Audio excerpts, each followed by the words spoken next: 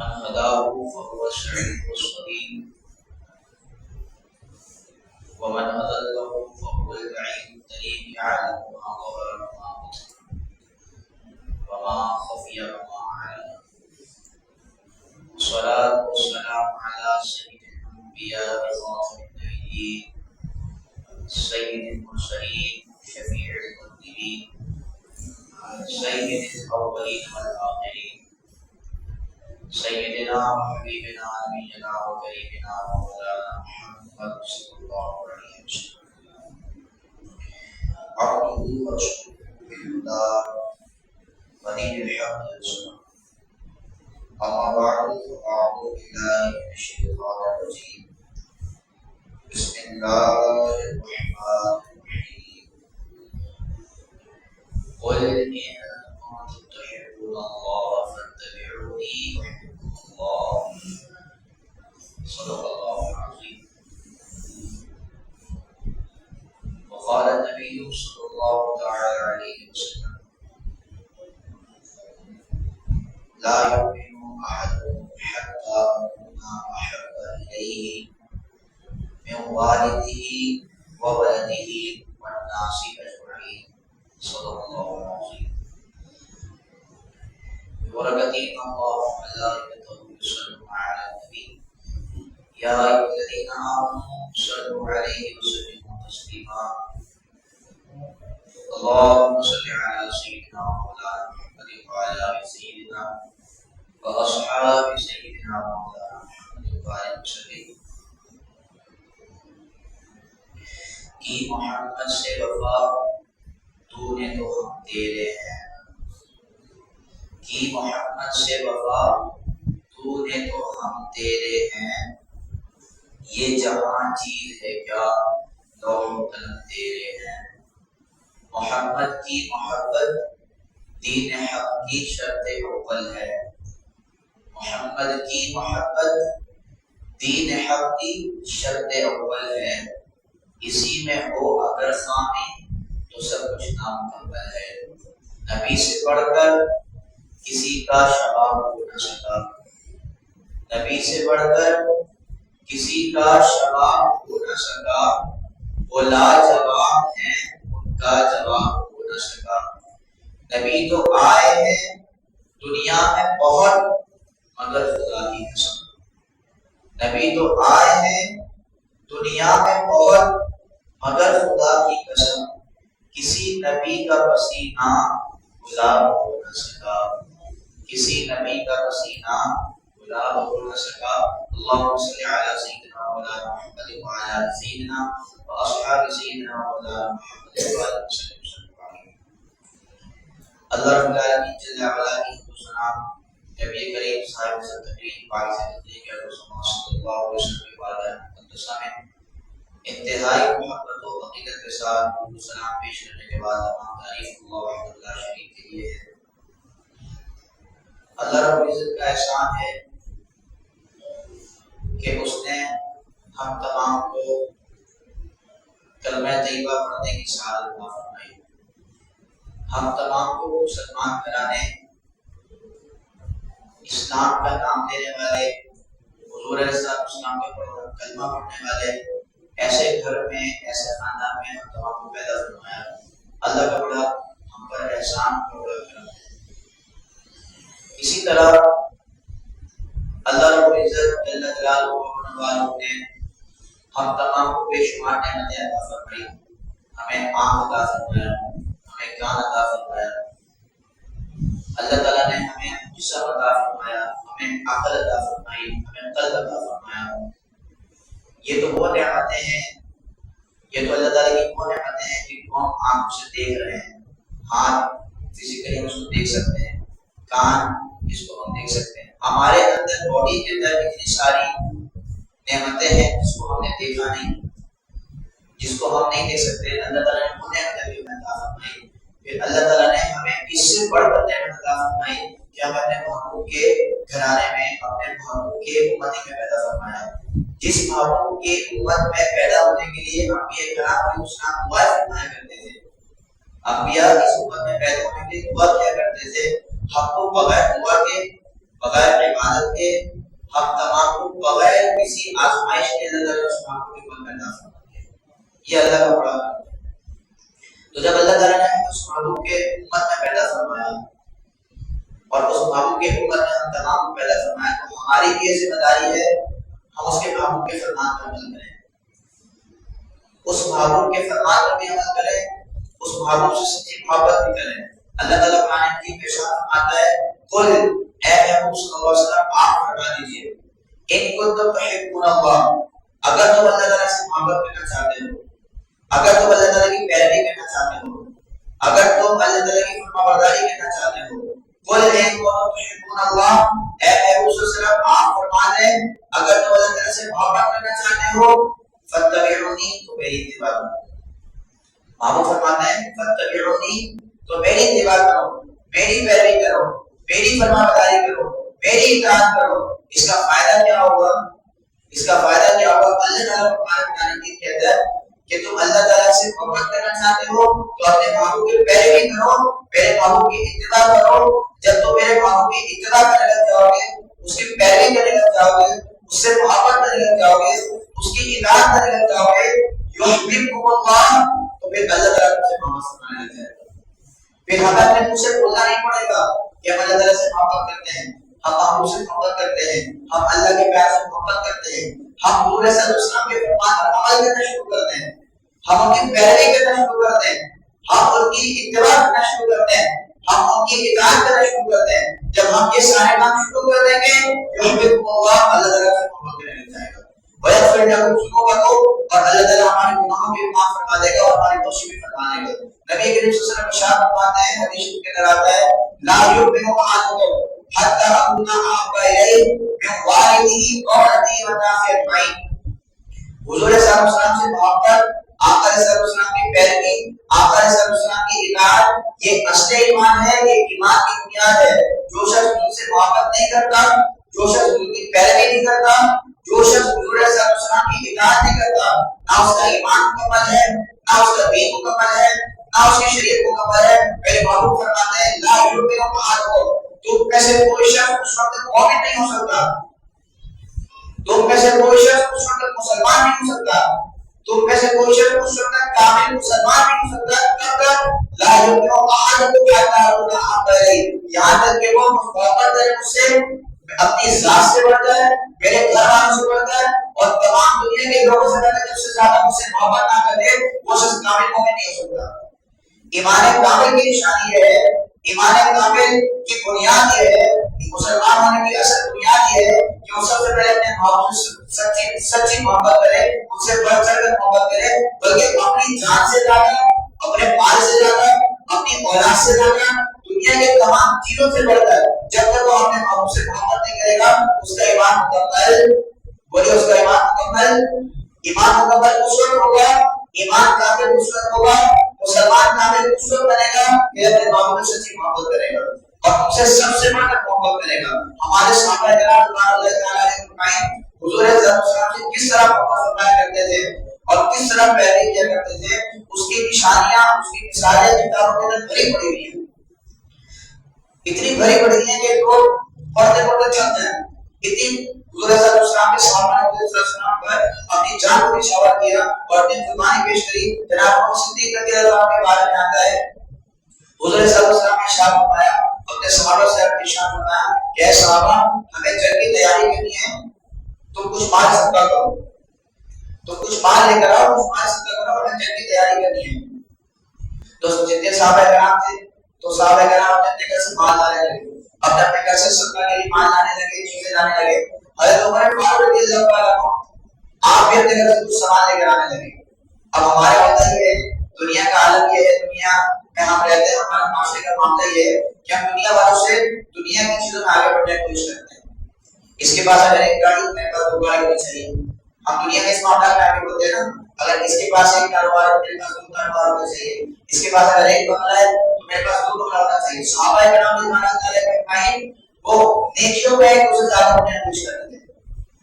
وہ چاہتے تھے کہ میں فلاں بندے سے نیکی زیادہ کروں, آج میرے لیے فلاں ہفتے سے زیادہ ہو جائے. جناب عمر فاروق رضی اللہ تعالیٰ عنہ جب آپ نے سنا کہ میرے آقا صلی اللہ علیہ وسلم نے صدقہ کرنے کو ارشاد فرمایا ہے تو جناب عمر فاروق رضی اللہ عنہ اپنے گھر سے اپنے گھر کا آدھا مال حضور صلی اللہ علیہ وسلم کی بارگاہ میں لے کر آنے لگے اور یہ سوچتے ہوئے آ رہے ہیں کہ آج میں صدیق سے نیکی میں آگے بڑھ جاؤں گا, آج میں بغیر سے نیکی میں آگے بڑھ جاؤں گا. حضرت عمر فاروق رضی اللہ تعالیٰ عنہ آپ جب مال لے کر حضور کی بارگاہ میں تشریف لائے اور رسول اللہ صلی اللہ علیہ وسلم یہ میرے گھر میں سارا مال پڑا تھا, اس مال کے میں نے 2 حصے کیے اور آدھا مال آپ کی بارگاہ میں پیش کر دیا اور آدھا مال آپ کی بارگاہ میں پیش کر دیا. اتنے میں حضرت ابو صدیق رضی اللہ عنہ تشریف لے آئے اور حضرت ابو صدیق اکبر تشریف لائے اور آ کر کہتے ہیں یا رسول اللہ صلی اللہ علیہ وسلم میرے گھر میں جتنا مال تھا, میرے گھر میں جتنی چیزیں تھی, یا رسول اللہ صلی اللہ علیہ وسلم آپ کے نام میں قربان کر دیا. میرے گھر میں جتنا مال تھا, میرے گھر میں جتنی چیزیں تھی, میں نے سب آپ کے نام میں قربان کر دیا. میرے آقا نے پوچھا, میرے آقا نے ارشاد فرمایا اے ابو بکر تم نے گھر والے کے لیے کچھ چھوڑا ہے, تم نے گھر والے کے لیے کچھ رکھا ہے, تم نے گھر والے کے لیے کیا چھوڑا؟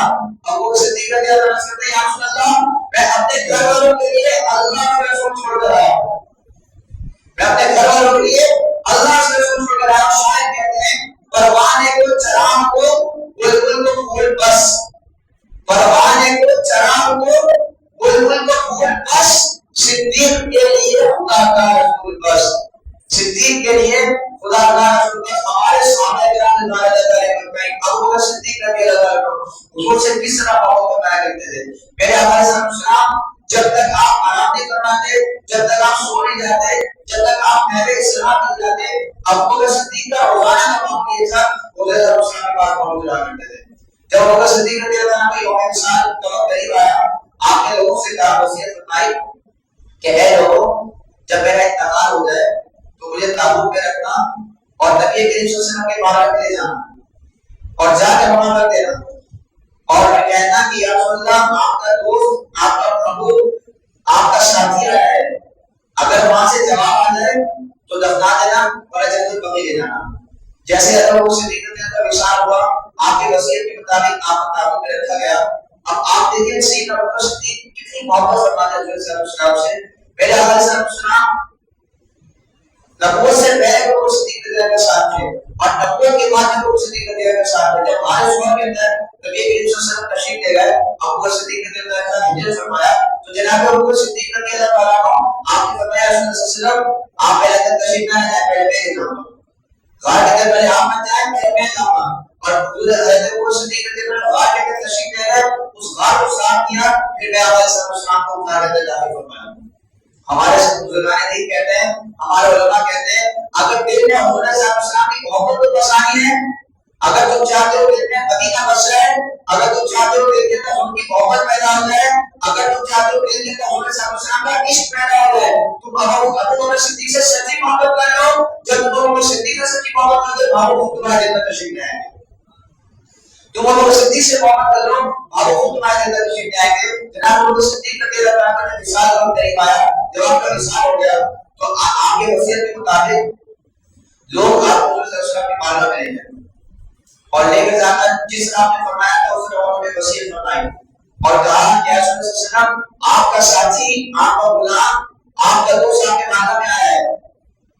کہا جاتا ہے کہ نام میں دلاتا ہے کہ قبر شریف سے آواز ہے حضور صلی اللہ علیہ وسلم کے, حضور صلی اللہ علیہ وسلم کی قبر شریف سے یہ آواز آتی ہے قل الحبیب الحبیب, یار کو یار کے ساتھ ملا دو, یار کو یار کے ساتھ ملا دو. پتہ چلا ابو بکر صدیق رضی اللہ عنہ وہ شخصیت ہے کہ جنہوں نے حضور سے اتنی محبت کری کہ آپ دنیا میں حضور کے ساتھ رہے, قبر میں حضور کے ساتھ ہیں اور قیامت میں اس محبت کا صلہ یہ ملے گا کہ قیامت میں جب حضرت حضور صلی اللہ علیہ وسلم جب تشریف لائیں گے تو ساتھ ابو بکر صدیق بھی ہوں گے, جناب عمر فاروق بھی ہوں گے.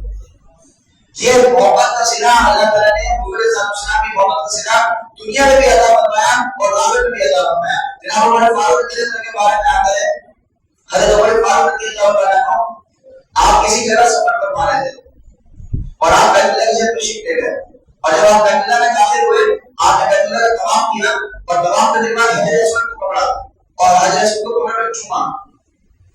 جب ہم جاتے ہیں بیت اللہ شریف جاتے ہیں تو وہاں کرنے کے بعد حجر اسود کا غصہ دیتے ہیں نا, استلام کرتے ہیں, حجر اسود کا غصہ دیتے ہیں. تو حضرت عمر فاروق رضی اللہ عنہ آپ نے حجر اسود کو چوما اور چوم کر فرمایا اے حجر اسود میں تجھے اس لیے نہیں چومتا کہ تو جنت سے آیا ہے, اے حجر اسود میں تجھے اس لیے نہیں چنتا کہ تو جنت سے آیا ہے، بلکہ میں تجھے اس لیے چنتا کہ تجھے میرے محبوب نے چنا ہے. میں اس لیے نہیں چنتا کہ جنت سے آیا ہے، بلکہ میں تجھے اس لیے چنتا ہوں کہ جس کو میرے محبوب نے چنا ہے بس میں اس محبوب کی ادا پانا کروں، بس میں اپنے جیسا کو چنوں گا. یہ جناب عمر فاروق کے بارے میں آتا ہے.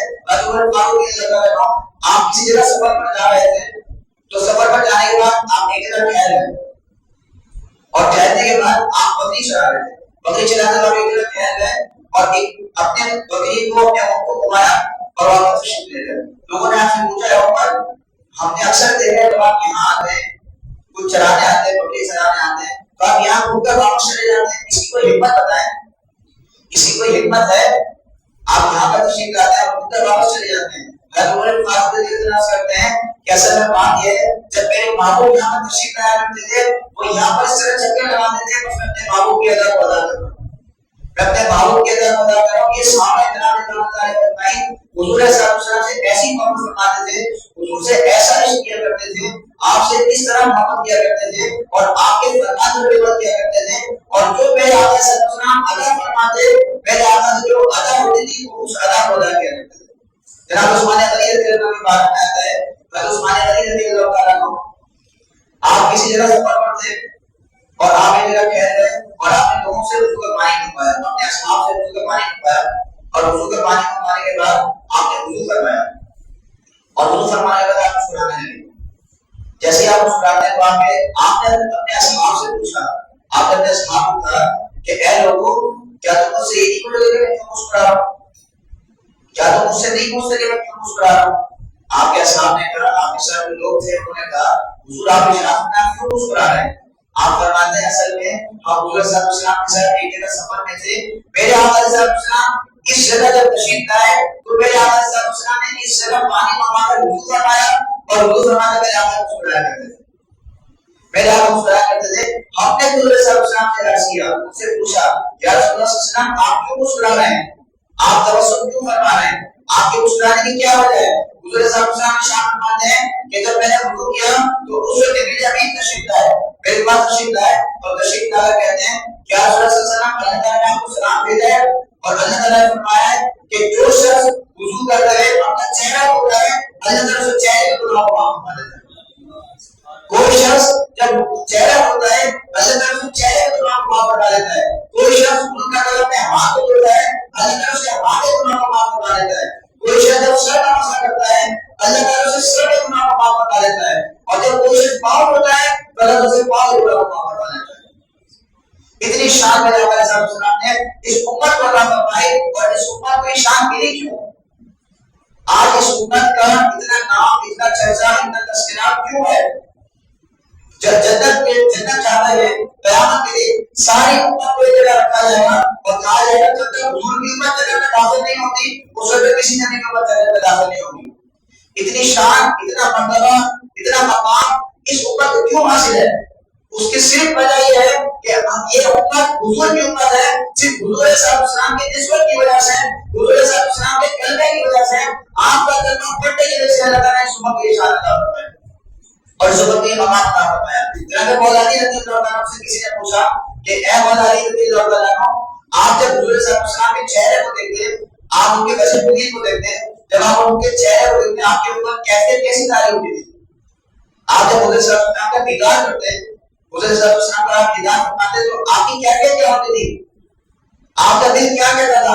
آپ کی جذبات کیا ہوتے تھے؟ جناب علی رضی اللہ عنہ آپ عرض کرتے ہیں کہ سنو، جب آپ حضور صلی اللہ علیہ وسلم کے بارگاہ میں جاتے، جب ان کی زیارت کرتے تو مثال سب کو وہ مولا علی نے مثال عطا فرمائی، مثال کو بیان فرمایا. آپ فرماتے ہیں کہ تبتا ہوا صحرا ہو، تبتا ہوا صحرا ہو، سورج سر کے قریب ہو، تانبے کی زمین ہو، حلق کانٹا نہ چکا ہو، اگر اس وقت کسی شخص کو کوئی ٹھنڈا ٹھنڈا اور میٹھا میٹھا شربت پلا دے تو بتاؤ اس کو لذت کیسے آئے گی؟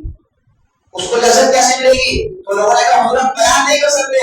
اور علی فرماتے ہیں اس سے زیادہ لذت ہمیں اس وقت آیا کرتی تھی جو اپنے باپ کے چہرے کو دیکھ دیا کرتے تھے. اس سے زیادہ لذت ہمیں اس وقت آتی تھی جب اپنے ماں کے چہرے کو دیکھا کرتے تھے، اپنے ماں کے چہرے کو دیکھا کرتے تھے. جناب مولا علی رضی اللہ عنہ کی رات کے اوپر میرے آقا صلی اللہ علیہ وسلم آرام فرما رہے ہیں.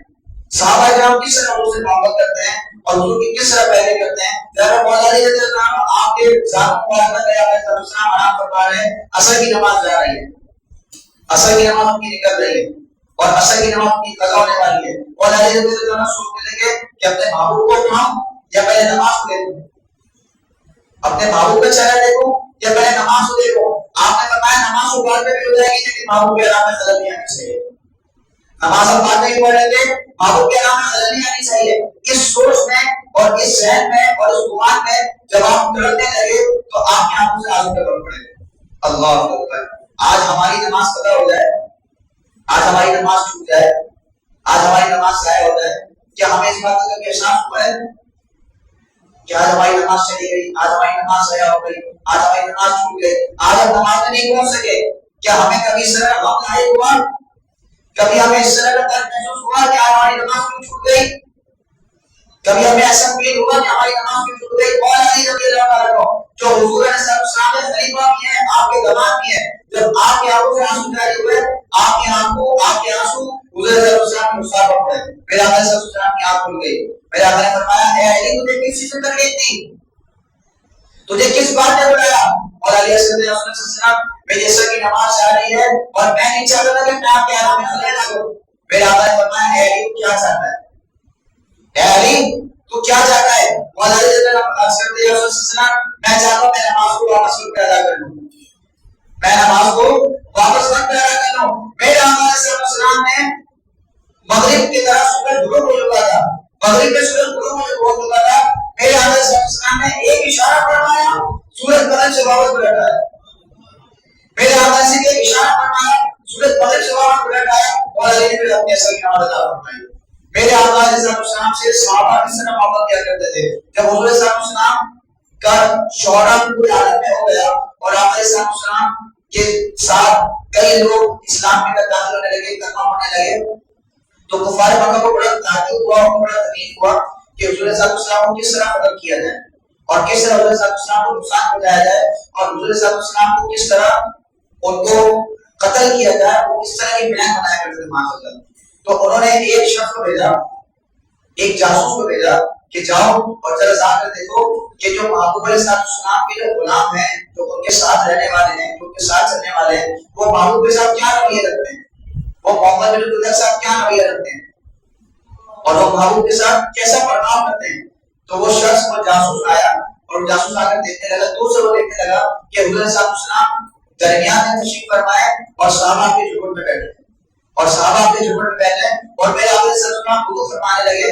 صحابہ کرام نے دعا نے فرمائی, جب انہوں نے دیکھا کہ حضور صلی اللہ علیہ وسلم وضو فرما رہے ہیں تو حضور صلی اللہ علیہ وسلم کے قریب ہوئے. میرے آقا صلی اللہ علیہ وسلم جب کلی فرما رہے تھے, صحابہ پانی کو نیچے گرنے کے لیے اپنے ہاتھوں میں لے رہے. بولیے نا سبحان اللہ.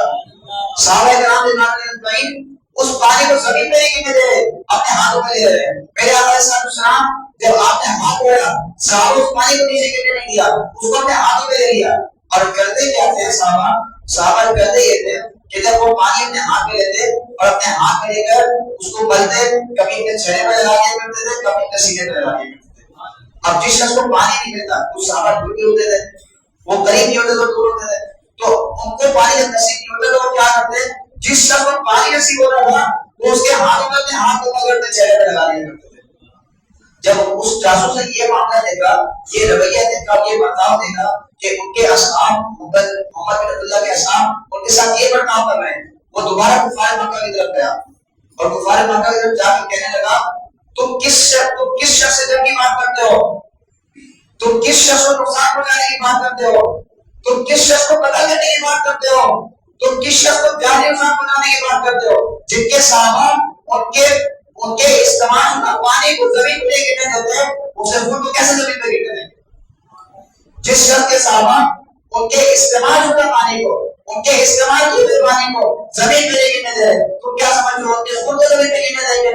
جنگ کے اندر جب حضور صلی اللہ علیہ وسلم کے بارے میں یہ شورا ہوا تھا کہ اور کے اندر کہ حضور صلی اللہ علیہ وسلم کو معصیت شہید کر دیا گیا, کسی شیطان نے اپنا اڑایا کہ حضور کو شہید کر دیا گیا. جب صحابہ نے یہ بات سنی تو ایک صحابی کے بارے میں آتا ہے, وہ صحابی کہتے ہیں کہ یا رسول اللہ صلی اللہ علیہ وسلم, جب میں نے یہ بات سنی کہ آپ کو شہید کر دیا تو میں 100 کفار کے اندر گھس گیا اور ان کے اندر گھس کر میں نے ان کے اوپر اس طرح برتاؤ کیا, اس طرح ظلم مارے, اس کے بعد میں شہید ہو گیا. یعنی صحابہ کرام کس طرح ڈر گئے کہ میرے آقا صلی اللہ علیہ وسلم شہید ہو گئے، میرے آقا صلی اللہ علیہ وسلم دنیا سے چلے گئے، ہمارے دین کا کوئی فائدہ نہیں. صحابہ کرام چلتا چلتا کفار کے اندر چلے گئے اور وہاں جا کر کفار کو شہید، کفار کو فائدہ کے لیے پہنچا دیا اور کو واسطے جہنم کر دیا. صحابہ اس طرح محبت کیا کرتے تھے اور اس طرح ان کی پیروی کیا کرتے تھے. حضرت خزیمہ رضی اللہ عنہ کے بارے میں آتا ہے، جناب خزیمہ رضی اللہ عنہ ایک شخص کے بارے میں آتا ہے کہ اس نے حضرت صلی اللہ علیہ وسلم سودا کیا، اونٹنی کا سودا کیا. میرے آقا سفر پہ تھے اور انہوں نے اونٹنی کا سودا کیا. تو سودا کرتے ہوئے میرے آقا صلی اللہ علیہ وسلم کے ساتھ صرف وہ شخص تھا جو یہودی تھا اور میرے آقا صلی اللہ علیہ وسلم موجود تھے اور کوئی تیسرا شخص نہیں تھا. جب آپ سودا فرما رہے تھے تو کوئی تیسرا شخص موجود نہیں تھا. میرے آقا صلی اللہ علیہ وسلم فرمایا یہ اونٹنی مجھے پسند آ گئی ہے، یہ میں تم سے اتنے میں خریدتا ہوں. اس نے کہا کہ ٹھیک ہے آپ مجھے پیسے دے دیں اور یہ اونٹنی آپ دے دیں. میرے آقا نے فرمایا میرے پاس پیسے موجود نہیں، تم میرے ساتھ گھر چلو اور گھر جا کے تمہیں پیسے دے دوں گا. بات طے ہو گئی. میرے آقا صلی اللہ علیہ وسلم چلنے لگے. میرے آقا صلی اللہ علیہ وسلم آگے آگے چل رہے ہیں، وہ یہودی پیچھے پیچھے چل رہا ہے. وہ جب پیچھے پیچھے چلنے لگا کوئی دوسرا کام اس کے پاس آ گیا اور وہ حضور صلی اللہ علیہ وسلم سے زیادہ پیسے دینے لگا، اس سے زیادہ قیمت بتا کر پیسے دینے لگا. میرے آقا صلی اللہ علیہ وسلم جب پیسے لے کے واپس تشریف لائے اس کے پاس تو اس یہودی نے کہا، مسلمان تو تھا نہیں، کلمہ پڑھنے والا تو تھا نہیں، اس نے کہا کہ آپ نے اس سے سودا نہیں کیا ہے، آپ جھوٹ بول رہے ہیں، آپ جھوٹ کہہ رہے ہیں، آپ نے سودا نہیں کیا. میرے آقا نے فرمایا میں نے تم سے سودا کیا ہے اور تم سے اتنے میں میری بات ہو گئی ہے. اس شخص نے کہا آپ نے سودا کیا ہے تو آپ کو گواہ لے کر آئیے. اگر آپ نے سودا کیا ہے، آپ نے سوٹی کا سودا کیا تو آپ کو گواہ لے کر آئیے. اتنے میں بات جب بڑھنے لگی تو لوگوں نے پسما لگ گیا، تو پریشان ہو گئے کہ حضور صلی اللہ علیہ وسلم کا کیا معاملہ ہو گیا. حضرت خزیمہ رضی اللہ عنہ آپ دور سے لوگوں چیختے چیختے حضرت صلی اللہ علیہ وسلم کے پاس تشریف لے آئے اور تشریف لا کر سن یا رسول اللہ صلی اللہ علیہ وسلم کیا معاملہ ہے، کیا معاملہ ہے، یہاں کیا مسائل ہیں. حضرت صلی اللہ علیہ وسلم فرمایا اصل میں نے اس سے سودا کیا تھا اور یہ کہتا ہے کہ اگر آپ نے سودا کیا ہے تو آپ کو گواہ لے کر آؤ. اب اس وقت کوئی گواہ ہمارے پاس آئے نہیں، اس وقت میرے اور اس بندے کے علاوہ تیسرا شخص نہیں تھا. حضرت خزیمہ رضی اللہ عنہ کرتے ہیں اس شخص سے، اس یہودی سے عرض کرتے ہیں اور کہتے ہیں کہ سنو حضور میں خدا کی قسم کھا کے کہتا ہوں کہ میرے بابو نے تم سے اس بندے سے پہلے سودا کیا. اب جب وہ موجود تو تھے نہیں، وہاں موجود نہیں تھے نا، پہ کے بعد خریداریوں کو موجود نہیں تھے. اب وہ شخص کہنے لگا کہ آپ تو موجود تھے، بولا نہیں میں خدا کی قسم کھا کے کہتا ہوں کہ میرے آپ نے سب سے پہلے سودا کیا ہے. اب اس کے پاس کوئی گواہ آ گیا. اب حضور صلی اللہ علیہ وسلم کو اس نے وہ اونٹنی دی، وہ پیسے لے کے چلا گیا.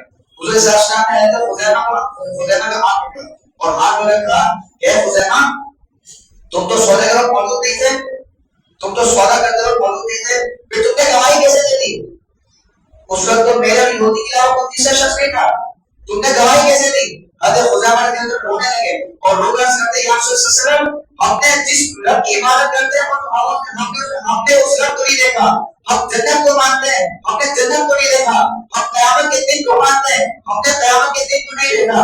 ہم صرف اس لیے مانتے ہیں کہ بابو آپ نے جو فرما دیا وہ حق ہے، وہ سچ ہے. یا رسول اللہ ہم اتنی بڑی بڑی گواہی آپ کے کہنے میں دے سکتے ہیں تو یہ گواہی بہت چھوٹی سی گواہی ہے. ہم جب اتنی بڑی گواہی، ہم جب اتنی اہم ترین گواہی، ہم جب اتنی بڑی بات آپ کے کہنے میں کہہ سکتے ہیں، آپ کے کہنے میں ہم یہ گواہی دے سکتے ہیں تو یہ گواہی دینا ہمارے کوئی مشکل کام نہیں.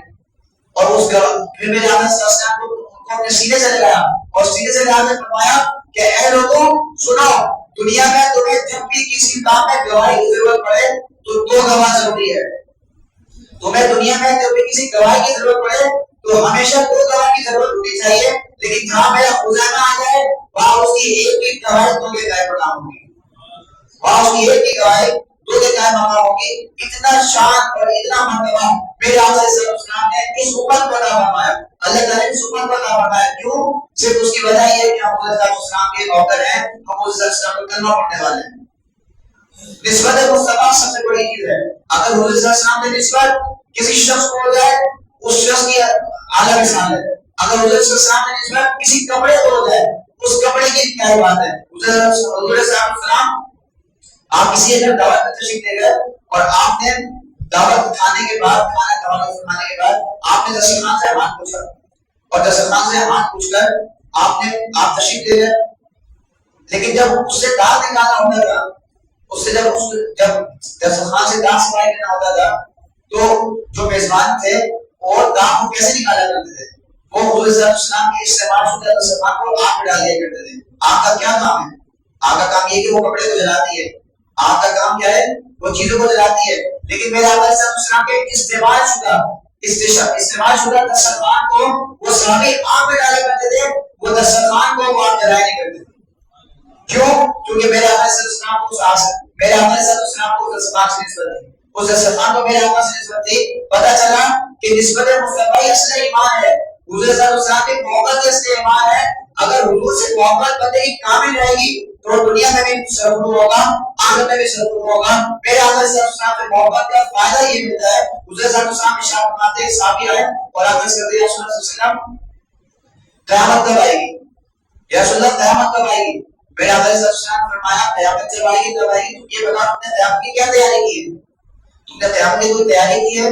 وہ صحابی عرض کرتے ہیں یا رسول اللہ صلی اللہ علیہ وسلم نہ میرے پاس نماز ہے، نہ میرے پاس روزہ ہے، نہ میرے پاس زکات ہے، نہ میرے پاس حج ہے. میرے پاس کوئی عمل نہیں ہے، صرف ایک عمل ہے. میں نے فرمایا وہ کیا؟ وہ صحابی عرض کرتے ہیں رسول اللہ صلی اللہ علیہ وسلم میرے پاس ایک عمل یہ ہے کہ میں آپ سے اور آپ میرے سے سچی محبت کرتا ہوں. میں آپ سے اور آپ میرے سے سچی محبت کرتا ہوں. میرا آقا نے یہ تھوڑی فرمایا کہ محبت سے کیا ہوتا ہے نمازیں پڑھو روزے رکھو، محبت سے کچھ نہیں ہوتا. میرے آقا نے فرمایا المرء مع من احب.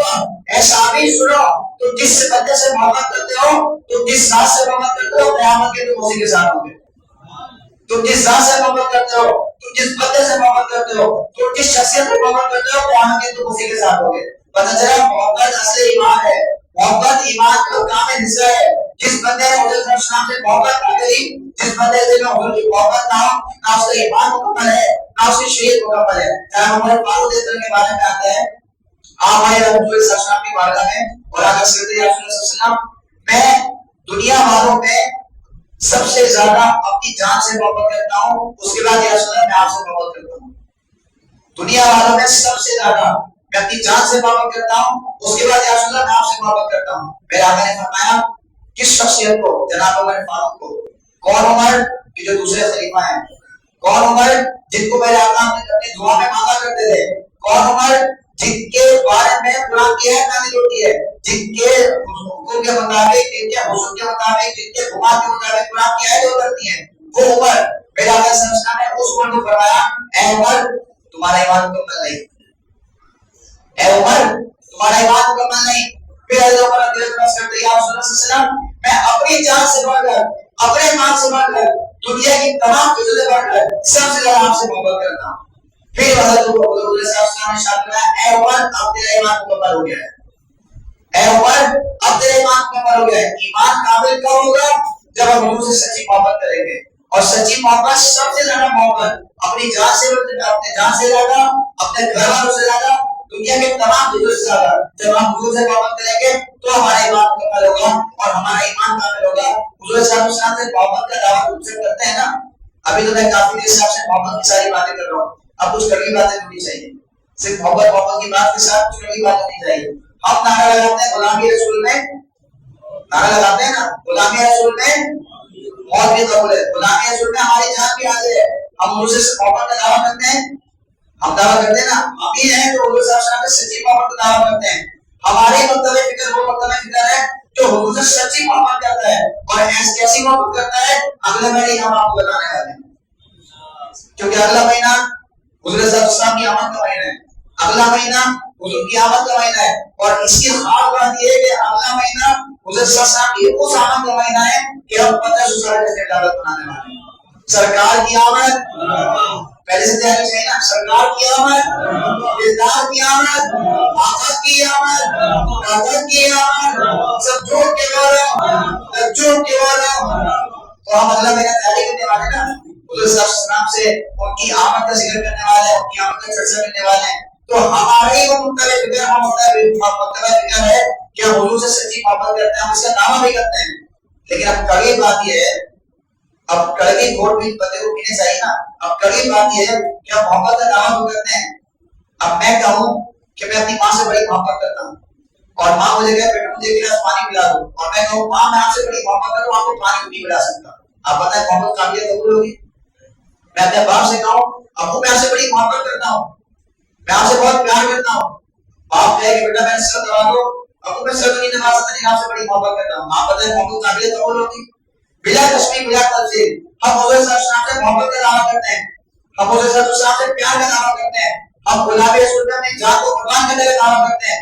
لیکن جب باری ہے غلامی رسول کی، جب باری ہے حضرت اسلام کے فرمان پر عمل کرنے کی، جب باری ہے اطاعت رسول کی، جب باری ہے اتباع رسول کی، تو ہم پیچھے کیوں ہو جاتے ہیں؟ ہم پیچھے کیوں ہو جاتے ہیں؟ محبت کا سب سے بڑا محبت کا دعویٰ تو یہ ہے کہ محبت کا دعویٰ کریں، اس کی دلیل یہ ہے کہ ہم اپنے محبوب کے فرمان پر عمل کریں۔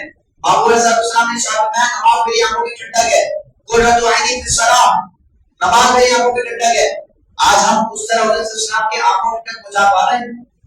آج ہماری مساجد پہلی سب خالی ہوتی ہے، فجر کی نماز سمے خالی ہوتی ہے، آج ہماری مساجد بنا ہو جاتی ہے، کیوں؟ اس کی وجہ یہ کہ ہمیں اس اہمیت کا اندازہ نہیں، ہمیں اس نماز کی اہمیت کا اندازہ نہیں۔ محبت کا دعویٰ ہم سب کر رہے ہیں، لیکن محبت کے دعوے کے ساتھ ساتھ اس کی دلیل ہونی چاہیے۔ اس کی دلیل یہ ہے کہ ہم سب سے پہلے غلام رسول میں نماز کو قبول کریں گے، بولیے انشاءاللہ۔ غلام رسول میں ہم داڑھی کو قبول کریں گے، غلام رسول میں ہم تمام گناہوں کے کام کو چھوڑ کر غلام رسول کو قبول کریں گے۔ جب ہم اپنے عمل کے ساتھ حضور صلی اللہ علیہ وسلم کی محبت کا دعویٰ کریں گے تو ہمیں کسی کو بولنے کا ضرورت نہیں پڑے گا عاشق رسول ہیں۔ ایک شخص کے بارے میں آتا ہے، ان کا نام محمد تھا، ان کا نام محمد تھا۔ وہ گلی سے گزرنے لگے تو کسی شخص نے کہا، ایک یہودی نے کہا کہ یہ حضور صلی اللہ علیہ وسلم ہے، یہ محمد صلی اللہ علیہ وسلم ہے۔ تو لوگوں نے کہا یہ محمد صلی اللہ علیہ وسلم نہیں ہے، یہ امام محمد ہے۔ تو وہ یہودی کہتا ہے جب چھوٹا محمد ایسا ہے تو بڑا محمد کیسا ہوگا؟ جب چھوٹا محمد ایسا ہے تو بڑا محمد کیسا ہوگا؟ وجہ اس کی وجہ یہ ہے کہ امام محمد رضی اللہ عنہ آپ خوبصورت بھی تھے، آپ حضور صلی اللہ علیہ وسلم کے سنتوں میں پیگر بھی تھے، آپ کا لباس حضور صلی اللہ علیہ وسلم کے سنتوں والا تھا، آپ کا حلیہ حضور صلی اللہ علیہ وسلم کے سنتوں والا تھا، آپ کا کردار حضور صلی اللہ علیہ وسلم کے سنتوں والا تھا۔ تو ہمیں بھی چاہیے ہم محبت کا دعویٰ کے ساتھ ساتھ اس کے دلیل کو اپنائیں۔ دلیل کیا سمجھایا جائے گا؟ حضور صلی اللہ علیہ وسلم کے فرمان پر عمل کریں گے، حضور صلی اللہ علیہ وسلم کے احکام پر عمل کریں گے۔